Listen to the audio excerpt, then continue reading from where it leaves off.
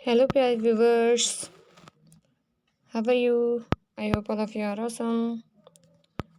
तो जैसा कि आप देख रहे हैं ये जो वो है ना हमारे 8th क्लास की ज्योग्राफी की बुक, उसका 5th चैप्टर इंडस्ट्रीज। हाँ, तो उसके कई पार्ट्स पहले अपलोड किए जा चुके हैं। ये आगे का जो रह गया था वो वाला कवर किया जा रहा है यहाँ पे।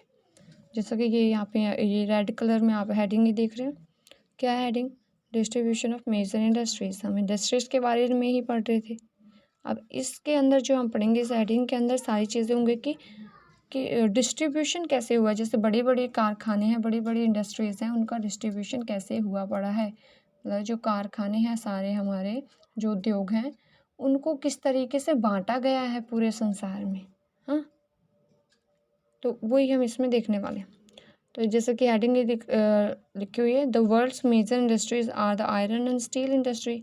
संसार की सबसे मेजर इंडस्ट्रीज़ की बात करें, मेजर मीन्स होता है बड़ी, बहुत फेमस हो गई या बहुत बड़ी बड़ी जो इंडस्ट्रीज़ हैं, कारखाने हैं, वो क्या हैं? पहला तो यही है, आयरन और स्टील की जो इंडस्ट्रीज़ हैं वो सबसे बड़ी है। सेकंड नंबर की होती हैं टेक्सटाइल इंडस्ट्रीज़। टेक्सटाइल इंडस्ट्रीज़ क्या होती हैं? देखो, आयरन और स्टील वाली हो गई, आयरन और स्टील से रिलेटेड। टेक्सटाइल मीन्स होता है जैसे वो कपड़े उद्योग होते हैं ना, कपड़ा बनाने। हाँ, कपड़े बनाने हैं ना, तो वो होते हैं सेकंड नंबर पे। कपड़े में देखो हर तरीके के कपड़े आ जाते हैं, ऐसा नहीं हम कहेंगे कि सिर्फ पहनने वाले कपड़े। अब घरों में जिस तरीके भी, मतलब कितने तरीके के कपड़े यूज़ होते हैं। बेड शीट्स, ये शीट्स, वो है ना, पिलोज हो गई और बैग्स वगैरह हो गए। ये सारे किससे? कपड़ा एक धागे से ही तो बनाए जाते हैं ना। हाँ, स्टार्टिंग में। तो इसलिए ये सारा क्या है, ये टेक्सटाइल इंडस्ट्री के अंदर आता है सब कुछ। ओके। और मतलब देखो, जो जो भी चीज़ धागे से बनाई गई है, हाँ, जिसमें धागे का यूज़ हुआ है, धागे मतलब जो कपड़े हमारे होते हैं ना, वो भी एक तरीके से धागे से ही बने होते हैं। स्टार्टिंग में उसको धागे होते हैं, धागों को जोड़ जोड़ कर ही उसको किसमें, एक कपड़े में कन्वर्ट करा जाता है ना। तो बस यही है। तो दूसरे नंबर की कपड़ा उद्योग जो हो गए वो बहुत बड़े होते हैं। और थर्ड नंबर के जो बहुत बड़ी इंडस्ट्रीज़ मानी जाती हैं या बड़े उद्योग माने जाते हैं, वो है इंफॉर्मेशन टेक्नोलॉजी इंडस्ट्री।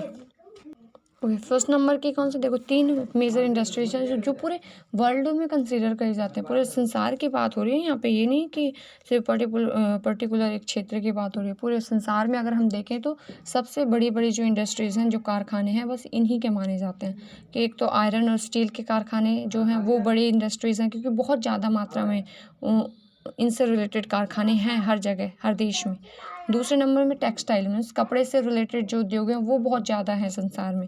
और थर्ड नंबर की है इंफॉर्मेशन टेक्नोलॉजी। इंफॉर्मेशन टेक्नोलॉजी क्या होती है? मतलब इंफॉर्मेशन देने वाली चीज़ें हैं ना, इंफॉर्मेशन जिससे भी हमें मिलते हैं। जैसे अगर हम इसे, जैसे फ़ोन्स वगैरह होते हैं, है ना, फ़ोन्स, आप अगर फ़ोन का यूज़ करते हैं तो फ़ोन की बात करें तो ये भी एक तरीके की क्या है, इंफॉर्मेशन से रिलेटेड है ना। तो वो क्या है, वो कहाँ बनेगी? इंफॉर्मेशन से रिलेटेड जो कारखाना होगा वहाँ पे बनाई जाएगी। फ़ोन वगैरह, लैपटॉप वगैरह, कंप्यूटर्स हो गए, और जैसे बहुत सारे ये सिस्टम्स होते हैं, जैसे कनेक्शन लगाए जाते हैं, ये सारे क्या हैं? ये सारे इंफॉर्मेशन से रिलेटेड हैं। तो इनके भी कारखाने होते हैं। हाँ, ऐसा तो है ना कि जैसे अगर हम बात करें, घरों में क्या होता है, टीवी होती है, टीवी में छतरी लगाई जाती है ना, क्या वोडाफोन वाले, मतलब वोडाफोन की नहीं, वोडाफोन की भी होती हैं छतरीज हो गए, है ना, टाटा की छतरीज होती हैं। ये सब क्या है, ये सब कहाँ बनती हैं? अब ऐसे थोड़ी ना हवा में बन जाती होंगी, ये भी कहीं ना कहीं बनती होंगी ना। तो इससे रिलेटेड भी जो भी कारखाने हैं वो भी बहुत ज़्यादा हैं संसार में। तो ये 3 तरीके के कारखाने हैं जो मेजर इंडस्ट्रीज़ माने जाते हैं। ओके, मतलब ठीक है, अभी ये 3 तरीके के। और अगर हम बात करें, the iron and steel and textile industries are the older industries while information technology is an emerging industries. अगर बात करें आयरन और ये स्टील वाली, आयरन स्टील की मतलब लोहा और इस्पात वगैरह जो हो गया, स्टील हो गया, इनकी, और कपड़ों की, हाँ, जो ये कपड़े की और स्टील वगैरह की जो इंडस्ट्रीज़ हैं, कारखाने हैं, वो बहुत पुराने हैं। क्योंकि अगर हम अपनी हिस्ट्रीज़ की बुक वगैरह भी पढ़ते हैं तो उनमें भी हमें देखने को, उनमें पढ़ने को मिलता है कि भई बहुत पहले से ही कपड़े की और ये स्टील की, क्योंकि जैसे हम अगर उनकी बात करें, रेलवे की बात करें, हाँ, रेलवे स्टेशंस हो गए या रेल वगैरह हो गई, पटरीज़ हो गई, वो किससे लोहे और इससे लोहो वगैरह, तांबे वांबे का मतलब लोहो का यूज़ करके ही बनाई जाती थी ना। और भी बहुत सारी, देखो पहले के टाइम पे इंजन वगैरह जो होते थे वो लोहे वोहे से बनाए जाते थे, तो उनके कारखाने तो रहे होंगे ना उस टाइम पर भी, तभी कहीं ना कहीं तो वो बने होंगे ना, लोहा रहा होगा ना। तो वो एक पुरानी इंडस्ट्रीज से रिलेटेड है। और सेकंड नंबर की अगर बात करें, कपड़ों की बात करें, कपड़े हैं, अब ऐसा तो है नहीं कि कुछ टाइम से कपड़े पहनना स्टार्ट करें लोगों ने, कपड़े भी बहुत टाइम से लोग पहनते थे। पहले कम मात्रा में बनाए जाते थे, फिर धीरे धीरे मतलब कारखाने स्थापित हुए, फिर वहाँ पर कपड़े बहुत ज़्यादा मात्रा में बनाए जाने लग गए। तो कपड़े और लौह इस्पात वगैरह के जो कारखाने हैं वो बहुत पुराने कारखाने, बहुत लंबे समय से चलते आ रहे हैं, है ना। लेकिन अगर वहीं पर हम बात करें इंफॉर्मेशन से रिलेटेड, जैसे फ़ोन वगैरह हो गया, टेलीफोन, कंप्यूटर्स, या मीडिया वगैरह हो गया, ये सब बहुत पुराने नहीं हैं। इनके बारे में अभी अभी कुछ टाइम से, मतलब 1 सेंचुरी ले लो, 1 सेंचुरी, 1 या 1.5 सेंचुरी से बनना स्टार्ट हुए हैं। इनका विकास स्टार्ट हुआ है, तो इनके जो कारखाने वो, तो ये एक क्या, एक इमर्जिंग मीन्स मतलब नए टाइम में इसका धीरे धीरे विकास हो रहा है। हाँ, ये एक एक विकासशील इंडस्ट्री मानी जाती है। ठीक है, ये अब यही है। The countries in which iron and steel industries is located are Germany. और यहाँ पे देश बताए गए हैं कि किन किन देशों में आयरन और स्टील के जो इंडस्ट्रीज हैं वो पाई जाती हैं या पाई जाती थी भी और हैं भी। जर्मनी, यूएसए, जर्मनी हो गया, हाँ, जो यूरोप की एक कंट्री है इधर, और USA America, China, Japan, Russia, ये सारे देश हैं जहाँ पर ये आयरन और स्टील की इंडस्ट्रीज़ बहुत सारी, बहुत ज़्यादा मात्रा में थी। और टेक्सटाइल की बात करें, कपड़े उद्योगों की बात करें, तो कपड़े जो है बहुत ज़्यादा मात्रा में इंडिया में, हांगकांग में, साउथ कोरिया में, जापान में और ताइवान, यहाँ पर बहुत ज़्यादा मात्रा में बनाए जाते थे। जैसे इंडिया की बात करें तो इंडिया की, जैसे अगर हम अपनी वो हिस्ट्री की बुक्स वगैरह पढ़ते हैं, उसमें हमें नहीं पता चलता, उसमें अहमदाबाद के बारे में सुना होगा, सूरत के बारे में सुना होगा, है ना। साउथ में भी कई ऐसी जगहें हैं, और कलकत्ता हो गया, ये मतलब ये कुछ जगहें थी जो क्या थी, वहाँ पर कपड़ा बनाया जाता था, और बहुत अच्छी क्वालिटी का कपड़ा, हाँ, बनता था बहुत ज़्यादा मात्रा में। और फिर यहाँ से अंग्रेज क्या करते थे, भारत में जो कपड़ा बनता था उन्होंने क्या करा, धीरे धीरे उसको बंद करवाया, यहाँ से सारा कच्चा माल इकट्ठा करा और अपने वहाँ लेकर जाते थे, फिर वहाँ से मशीनों में बनाया और फिर उसको आकर यहाँ पर दुगने दामों में बेचते थे। ये सिस्टम था ना। और भारत का जो कपड़ा होता था वो बहुत मतलब हाथों से बनाया जाने वाला कपड़ा था, हाथों से बनाते थे लोग, और इतना बेस्ट क्वालिटी का कपड़ा हुआ करता था। ठीक है, ठीक है, तो ये कुछ देश हैं जहाँ पर बहुत ज़्यादा कपड़ा मात्रा, मतलब कपड़ा के क्या थे, कारखाने थे। The major hubs of information technology industries are the Silicon Valley of central California and the Bangalore region of India.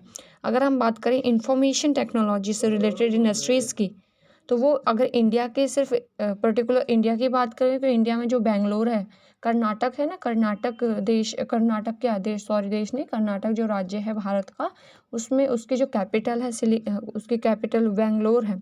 वहाँ पर बहुत ज़्यादा मात्रा में है इंफॉर्मेशन से रिलेटेड मतलब कारखाने हैं। तो ये बेंगलोर को वो भी बोला जाता है, सिलिकॉन वैली बोला जाता है, इंडिया की सिलिकॉन वैली, है ना। और अगर पूरे वर्ल्ड की बात करें तो जो कैलिफोर्निया है ना, सेंट्रल कैलिफोर्निया में बहुत ज़्यादा इंफॉर्मेशन से रिलेटेड वो हैं, इंडस्ट्रीज़ हैं, तो उसे तो सिलिकॉन वैली देखो, सिलिकॉन वैली इसको इसलिए कहते हैं क्योंकि देखो वो जो होता है फ़ोन देखें, खैर देखे होंगे, फ़ोन में ही देख रहे होंगे ये वीडियो वगैरह, आप अगर देख भी रहे हो तो फ़ोन में जो होते हैं चिप वगैरह होते हैं, या तो हम सिम कार्ड्स वगैरह जो होते हैं, सिम कार्ड हो गया या मदरबोर्ड हो गया, है ना, जिसपे सारी इन्फॉर्मेशन या सारे वो सेटिंग करी जाते हैं, जैसे सॉफ्टवेयर सेट करा जाता है जिसमें, मदरबोर्ड हो गया, ये सारे सिलिकॉन से बने होते हैं ना, इसलिए सिलिकॉन वैली का नाम दिया जाता है जहाँ पे इंफॉर्मेशन से रिलेटेड इंडस्ट्री होती है। तो सिलिकॉन वैली एक तो कैलिफोर्निया और इंडिया में बेंगलोर को बोला जाता है। अब यहाँ पे थोड़ा सा डिटेल में आयरन और स्टील इंडस्ट्रीज़ के बारे में हो गया। Like other industries iron and steel industries too comprises various inputs, output and inputs, process and outputs. This is a feeder industry whose products are used as raw material for other industries. देखो यहाँ पे कह रहा है कि जो steel और ये आयरन और स्टील की जो इंडस्ट्रीज़ हैं वो इसमें भी कई तरीके के प्रोसेस होते हैं। जैसे दूसरे इंडस्ट्रीज़ में क्या होता है, दूसरी इंडस्ट्रीज़ में भी ये सिस्टम होता है। हमने इनपुट प्रोसेस और आउटपुट के बारे में थोड़ा सा देखा था ना। देखो इनपुट उस चीज़ को बोला जाता है कि जो कच्चा माल जो होता है ना, कच्चा माल जो होता है वो इनपुट होता है, और प्रोसेस मतलब उसको कच्चे माल को प्रोसेस करके आउटपुट मीन्स तैयार माल में मतलब वो कर दिया जाता है ना। जैसे पैकेजिंग कर दी जाती है। जैसे अगर हमने बिस्किट्स की बात करें, हाँ, बिस्किट्स के लिए जो कच्चा माल है वो बिस्किट किससे बनते हैं, गेहूँ से, है ना। गेहूँ और मैदा ये सब से बनते हैं ना। गेहूँ जो हो गया ये कच्चा माल हो गया। गेहूँ वगैरह जौ वगैरह वो गया वहाँ पर, कहाँ पे गया, इंडस्ट्री में गया, तो वो क्या एक इनपुट हो गया। फिर और जैसे वो भी होते हैं जो वर्कर होते हैं, वर्कर भी इनपुट कैटेगरी में आते हैं। फिर ये सब क्या होते हैं, फिर उस सबको प्रोसेस करा जाता है।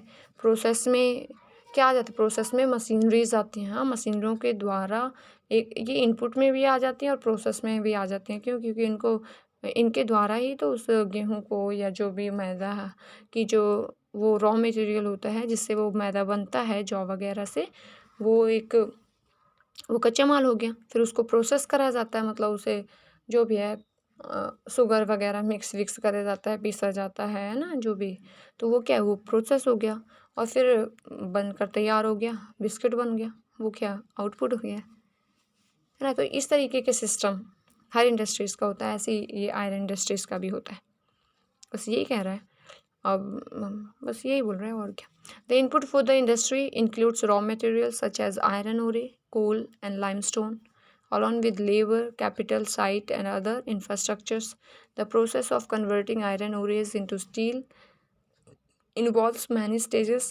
देखो यहाँ पे वही, अब इसको एक उसमें जैसे सिस्टमेटिक वे में बता रखा है। जैसे अभी मैंने आपको बोला ना, जैसे बिस्किट्स का उदाहरण दिया, तो यहाँ पर इसको ही आयरन वगैरह को बोल रखा है कि इनपुट में क्या आ जाते हैं। आयरन और स्टील इंडस्ट्री के लिए इनपुट में आते हैं कि भाई जो आयरन ओरेज हैं, आयरन ओरेज मतलब लोहा अयस्क, लोहा जो होता है घर में, जो हमारे आसपास जो लोहा पाया जाता है वो वैसा ही थोड़ी ना होता है। स्टार्टिंग में जब हम उसको देखते हैं वो ऐसा नहीं होता। हाँ, उसको प्रोसेस करने के बाद उसको इस तरीके से कन्वर्ट करके हमें वो चीज़ें मिलती हैं जो हमें आसपास दिखाई देती हैं, है ना।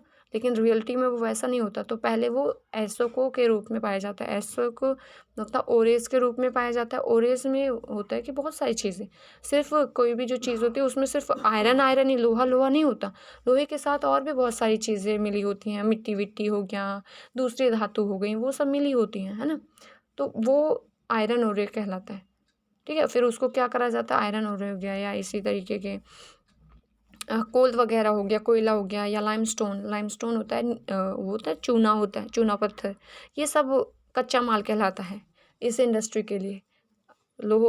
ये जो अभी हम पढ़ रहे हैं ना, आयरन और स्टील इंडस्ट्री के लिए ये कच्चा माल है। कच्चे माल में क्या, आयरन ओरेज हो गए, कोयल हो गया, लाइमस्टोन हो गया, ये हो गया, और लेबर हो गई, पैसा हो गया, साइट जगह हो गई, और इंफ्रास्ट्रक्चर मशीनें वगैरह। अभी मैंने बोला ना मशीनें हैं जो वो क्या इनपुट की उसमें भी आती हैं और प्रोसेस में भी कन्वर्ट होती है, प्रोसेस में भी आती हैं, ठीक है। तो वही, तो ये सब हो गए कच्चे, वो हो गया किसमें हो गए इनपुट का पता चला। देखो अब उदाहरण इससे रिलेट करके बोला है, इसलिए आप अगर हम प्रोसेस की बात करें, सेकंड नंबर पे आता है प्रोसेस में होता है कि the process of converting iron ores into steel involves many stages. The raw material is put into the blast furnaces where it undergoes smelting. It is then refined. The output obtained is steel, which may be used by other industries as raw material. क्या करते हैं वही कि भाई raw ये ऐसक वगैरह होते हैं, इनको क्या करते हैं किसी ब्लास्टर में डालते हैं। ब्लास्टर फर्नेस मतलब जो भट्टियाँ वट्टियाँ होती हैं उनमें। देखो ये नीचे के साइड में, नीचे तरफ आप ये एक डायग्राम देख रहे हैं ना, एक रेड सा दिख रहा है, रेड कलर का, ग्रीन कलर का, एक बॉटल की तरह, उल्टी बॉटल की तरह। तो ये देखो यही है कि क्या करते हैं, कोई जो ये रॉ मटेरियल है ऐसा क्या, उसको क्या करा, ये मशीनों या ट्रॉलीज के द्वारा ऐसे फर्नेस ऐसे भट्टियों में डाला, वो भट्टियों में प्रोसेस हुआ, भट्टियों प्रोसेस होने के बाद वो पिघलाने के बाद इसकी जो गंदगी है उनको अलग कर दिया जाता है, और इसका जो मतलब जो अभी जब ये शुद्ध हो जाता है तो उसको अलग निकाल दिया जाता है, फिर वो कन्वर्ट कर दिया जाता है स्टील में और लोहे में कन्वर्ट हो जाता है ना। फिर उसका यूज़ कहीं भी कर दिया जाता है, और वो जो बनकर तैयार होता है, हाँ, ये जो इन भट्टियों वट्टियों में डालने के बाद जो बनकर अलग से निकलता है, वो दूसरे कारखानों का एक कच्चा माल कहलाता है। जैसे अब सिर्फ जो ये ऐसक वगैरह है ना, जिसमें गंदगी वंदगी मिली हुई है, उस गंदगी को साफ करके निकाल लिया तो वो उस चीज़ के कारखाने हो गए, है ना। फिर उस चीज़ को क्या दूसरे कारखाने जो उनसे चीज़ें बनाते हैं, जैसे अगर यहीं पर बात करें लोहे की बात करें, लोहे को साफ कर दिया, लोहे को साफ वाफ करने वाले जो इंडस्ट्रीज़ हैं वो आयरन और वैसे स्टील इंडस्ट्रीज़ हो गई।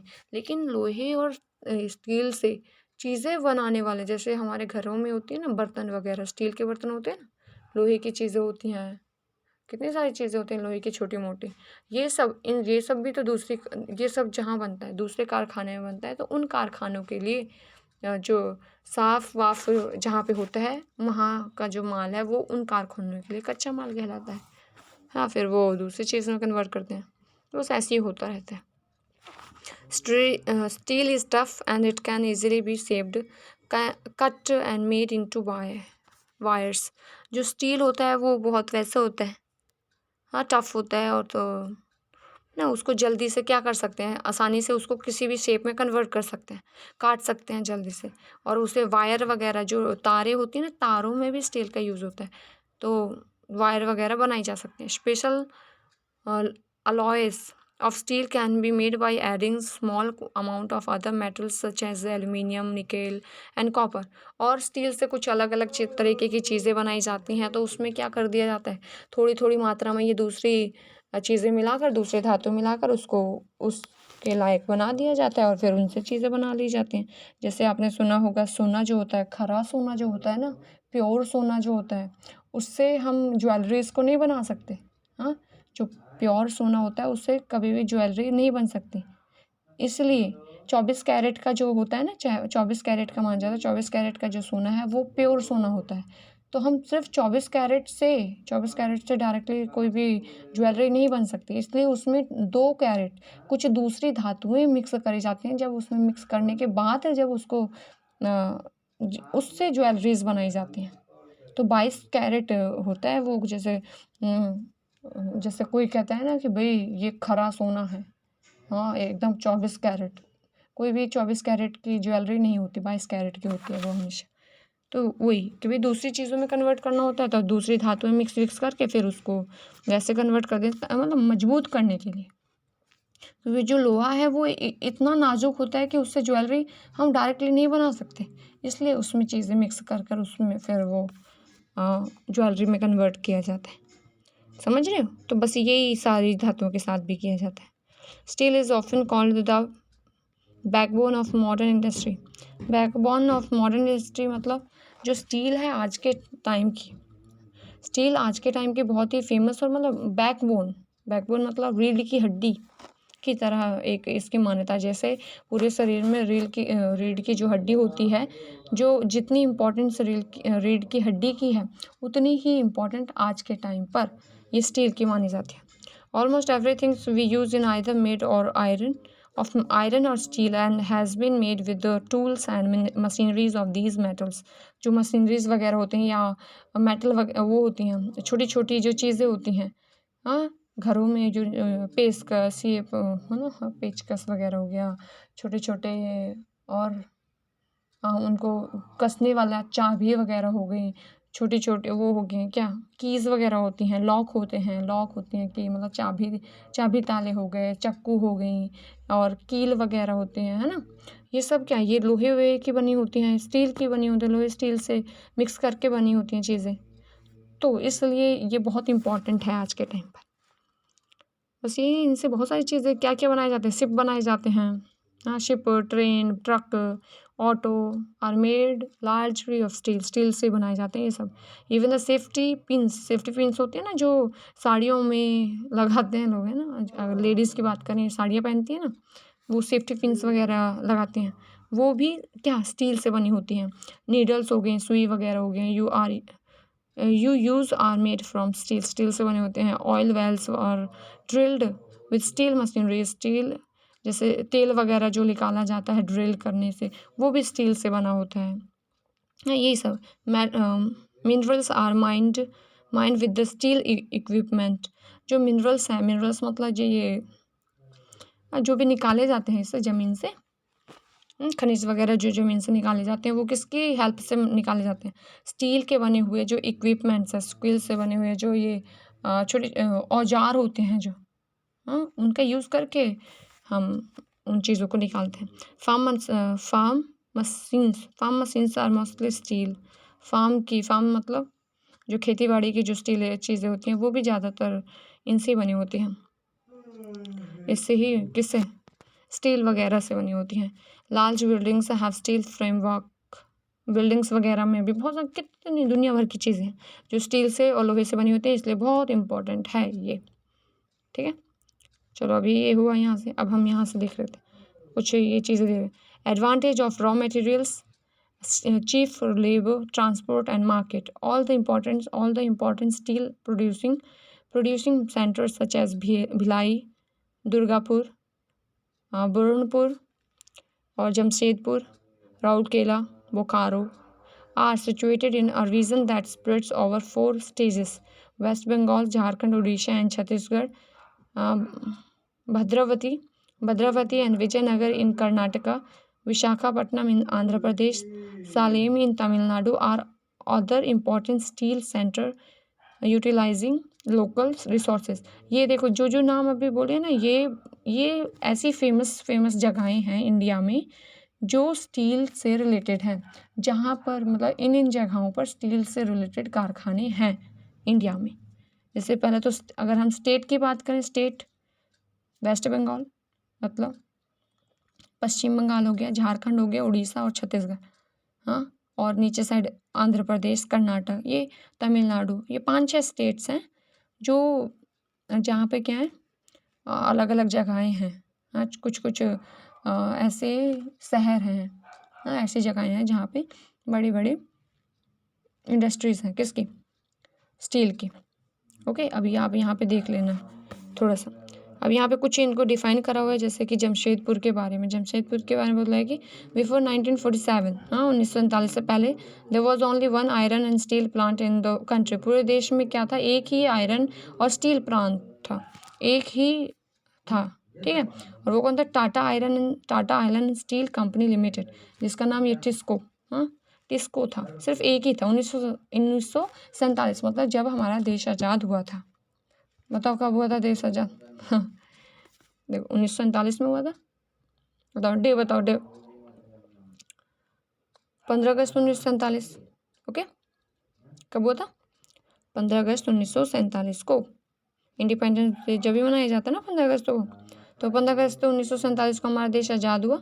तो उससे पहले भारत में सिर्फ एक ही फेमस और एक ही कारखाना था स्टील से रिलेटेड, जो ये टाटा आयरन और स्टील कंपनी लिमिटेड था। ठीक है, इट वॉज प्राइवेटली ओन्ड, मतलब जैसे टाटा वैसे सुनते हैं ना बड़े बड़े बिजनेसमैन के नाम, अगर हम भारत में देखें तो वो कौन कौन से हैं, हाँ, ये बोलते हैं ना टाटा बिरला वगैरह हैं, रिलायंस वगैरह हो गए, रिलायंस के मालिक वगैरह अंबानी हो गए, है ना, ये जो बड़े बड़े बहुत फेमस और बहुत बड़े बड़े वो हैं। तो उनमें से एक हैं ये टाटा थे, तो उनकी ये कंपनी थी जो ये भारत में थी, प्राइवेट थी। ठीक है, आफ्टर इंडिपेंडेंस के बाद the government took the initiatives and several iron and steel plants. TISCO was started in 1907 at Sachi, near the confluence of the rivers Subarnarekha and Karkai in Jharkhand. Later on, Sachi, पता नहीं इसको क्या बोलेंगे, साक्षी बोलेंगे, साक्षी, हाँ, साक्षी या साक्षी जो भी. Sakchi was renamed as Jamshedpur. Geographically Jamshedpur is the most convenient situated, मतलब बहुत ज़्यादा वैसे अच्छी जगह है. Iron and steel centre in the country, पूरे देश में अगर बात करें, ये जो है जमशेदपुर है, जमशेदपुर नाम की जो जगह है वो बहुत अच्छी जगह मानी जाती है इनके लिए. आयरन और स्टील सेंटर के रूप में जानी जाती है और बहुत अच्छी जगह है भी, क्योंकि वहाँ पर सारी चीज़ें फुलफ़िल हो जाती हैं जो इस इंडस्ट्री के लिए ज़रूरी होती हैं. जैसे कच्चा माल की बात करें तो आसपास के क्षेत्र में माइनिंग वगैरह कच्चे माल की हो जाती है, कच्चा माल आसानी से मिल जाता है. और पानी की ज़रूरत होती है तो पानी, जैसे अभी रिवर्स का नाम आया था ना, सुवर्ण रेखा और कारकाई, ये हैं यहीं आसपास, तो उससे पानी की भी पूर्ति हो जाती है और फिर उसको लेकर फिर बेच भी देते हैं. मार्केट वगैरह भी उन्हें, फिर खैर मार्केट तो हम एक जगह नहीं बात कर रहे हैं, दुनिया भर में चीज़ें बिचती हैं इनकी, तभी तो इतना फेमस है. तो ये जमशेदपुर नाम की जगह बहुत फेमस है. ओके, इसमें देखो ये पूरा पैराग्राफ में हमें ज़्यादा कुछ डिटेल में चीज़ नहीं करनी, बस क्या इसके बारे में थोड़ा सा कि भाई जमशेदपुर नाम की जगह है, इसमें ये वाली कंपनी है और ये जो कंपनी थी वो 1947 में से पहले ही थी और बस एक लौती ही कंपनी ये थी, बहुत फेमस थी. और 1907 में इसका मतलब वो हुई थी, स्टैब्लिश हुई थी, स्टार्ट हुई थी. और बस यही सब थोड़ा बहुत देखो बेसिक हमें जानना पड़ेगा, बहुत ज़्यादा नहीं जानना, बस 3-4 पॉइंट्स जानो, बस वो सफिशिएंट होते हैं, ताकि और उसको थोड़ा याद में रखो तो बस वो याद रहें, बस वो चीज़ें ठीक है. Sakshi was chosen to set up the steel plant for several reasons. This place was only 32 kilometers away from the Kalimati station on the Bengal-Nagpur railway line. It was close to the iron ore, coal and manganese deposits as well as to Kolkata, which provides a large market. TISCO gets coal from Jharia coal fields and iron ores, limestone, dolomite and manganese from Odisha and Chhattisgarh. The Karkai and Subhadra क्या बोलेंगे, वो ये सुवर्ण रेखा reverse, ये दो मतलब देखो वही जो अभी मैंने बोला ना, क्यों ये साक्षी नाम की जो जगह है जो कि अहमदाबाद में ही पड़ती है, ये अहमदनगर जो भी था ये भी जमशेदपुर में जो ये साक्षी नाम की जो जगह थी वहाँ पे ये कारखाना है टिस्को. तो ये क्यों इतना ज़्यादा फेमस हुआ, देखो यहाँ पे वो भी दे रखा है, क्या दे रखा है, देखो ऊपर साइड ये पूरा मैप नहीं दे रखा, टाटा स्टील वर्क्स, ये देखो, क्योंकि यहाँ पे रेलवे स्टेशन भी है, रेलवे स्टेशन की मदद से क्या सामान को कच्चा जो तैयार माल है उसको लिया और मार्केट उन्हें दूसरी जगह जाके बेच दिया ना, मार्केट भी आसानी से ले जाने में भी कुछ ज़्यादा दिक्कत नहीं, इसलिए ये जगह बहुत अच्छी थी इसके लिए, आयरन स्टील उनके लिए. देखो ये बस इसमें अब इतना ही, बस यही सब चीज़ें, ये सब रिलेटेड चीज़ें अभी आगे का देख लेते हैं. ये पिट्सबर्ग क्या है वो थोड़ा सा देख लेते हैं. Pittsburgh, it is an important steel city of the United state of America में पिट्सबर्ग नाम की स्टील सिटी है, मतलब सिटी का नाम है, शहर का नाम है पिट्सबर्ग. यहाँ पे क्या है, ये स्टील से रिलेटेड एक कारखाना है. The steel industry as Pittsburgh enjoys locational advantages, location वहाँ की अच्छी है क्योंकि क्या एडवांटेज वो उठाते हैं उस जगह में है ये industry. Some of the raw materials such as coal is available locally, मतलब आसानी से उन्हें कोयला है जो आसानी से मिल जाता है. While the iron ore comes from the iron mines at Minnesota, पता नहीं क्या बोलेंगे, मिनेसोटा नाम की जगह है, वहाँ से उन्हें आसानी से क्या मिल जाता है, आसानी से आयरन ओरेज मिल जाते हैं जो कि आसपास से रिलेटेड है ना. Between these mines and peterworks is one of the world's best routes for shipping और चीफली। देखो कच्चा माल भी उसे आसानी से यहीं से मिल जाता है। हाँ, और लाने ले जाने में भी आसानी हो जाती है। हाँ, क्योंकि वहीं पर ट्रेन वगैरह, हाँ वही सब है। और और शिप वगैरह, पानी वानी से रिलेटेड जो शिप दूसरे देश में यहाँ से वहाँ ले जाने के लिए आसानी हो जाती है। तो अपने माल को यहाँ बनाया, शिप में लादा, दूसरी जगह भेज दिया। तो इस तरीके से तो सारी चीज़ें एक जगह मिल जाए, तो इसलिए ये वर्ल्ड की फेमस इंडस्ट्री वगैरह यहाँ पे है, तो ये बहुत फेमस है। ठीक है, बस यही है। Okay, today very few of the large steel mills are in Pittsburgh itself. Pittsburgh में है ना। They are located in the valley of the Monongahela and Allegheny rivers above Petersburg and along the Ohio rivers below it. Finished steel is transported to the market by the both and land and the water routes. The Petersburg area has many factories other than steel mills. These use steel as their raw materials to make many different products such as railroad equipment, heavy machineries and rail. देखो यहाँ पे वही कह रहा है कि Petersburg नाम की जगह है अमेरिका में, जो किस लिए फेमस है। यहाँ पर स्टील की इंडस्ट्रीज़ हैं बहुत ज़्यादा, और वो फेमस भी है। और वहाँ पर क्यों, वो जो पीटरबर्ग नाम की जगह है वो बहुत अच्छी लोकेशन है स्टील इंडस्ट्री के लिए। क्यों इंडस्ट्री क्यों अच्छी है? क्योंकि वहाँ पर उन्हें क्या रॉ मटेरियल भी आसानी से मिल जाता है। हाँ, मिनेसोटा नाम की जगह से मतलब कच्चा माल जल्दी से मिल जाता है। और 2 रिवर्स हैं, देखो अभी जो ये नीचे साइड 2 रिवर्स आई थी ना, तो ये रिवर्स है, पानी भी आसानी से मिल जाता है। और बनाने के बाद जो कच्चा माल को तैयार माल में कन्वर्ट कर दिया, कन्वर्ट करने के बाद फिर उसको बेचना। हाँ, मार्केट भी आसानी से अवेलेबल करवा लेते हैं। कैसे कि भाई ले जाने की सुविधा है, तो इसलिए वो। तो ये देखो, एक तो भारत का, इंडिया का जमशेदपुर बता दिया, और ये अमेरिका का पीटरबर्ग। किससे रिलेटेड?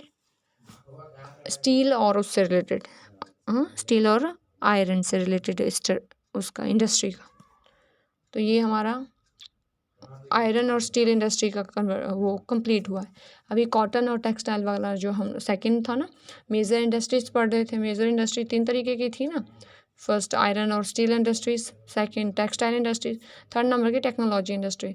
तो फर्स्ट नंबर की जो इंडस्ट्रीज़ हैं वो कवर हो गई। अब सेकंड नंबर की, थर्ड नंबर की वो हम नेक्स्ट वीडियो में करेंगे। Okay, thank you so much for watching this. अगर आपको थोड़ा बहुत अच्छा लगा हो, थोड़ा बहुत समझ में आया हो ना, तो आप इसको शेयर कर सकते हैं और चैनल को सब्सक्राइब कर सकते हैं, और हमें सुझाव देकर बता सकते हैं आप ऐसे करिए, ऐसे करिए, है ना। हम मानना ना मानना डिपेंड ऑन अस ना, लेकिन आप बता सकते हैं। अगर देखो आपने कुछ बोला और थोड़ा ठीक ठाक लगा तो उसको अपनाया जाएगा। ओके, चलो ठीक है। Thank you so much once again, bye bye, और थैंक यू सो मच बहुत बहुत।